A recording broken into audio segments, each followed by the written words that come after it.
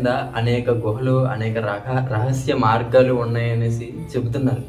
పాతకాలంలో ఆ గుహలో ఋషులు నివసించేవారనేసి కథలు ఉన్నాయి. కొన్ని మార్గాలు నేటికి మూసివేయబడ్డాయి. ఎవరైనా మార్గాన్ని తెరిచినా మళ్ళీ వెంటనే మూసుకుపోతున్నాయి అని అంటారు. అండ్ అలాగే ఈ ఆలయంలో కూడా మహారాజుల పాదముద్రలు కూడా ఉన్నాయి.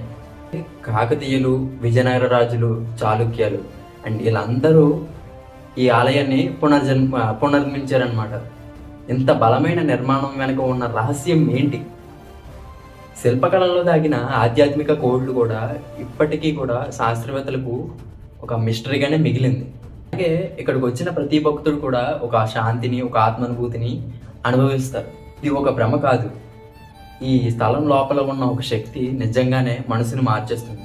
ఇక్కడికి వచ్చిన భక్తులు చెప్తారు అండ్ మన కోరికలు మెల్లగా నెరవేరుతాయని, కానీ అది శివుడి ఆశీర్వాదంతో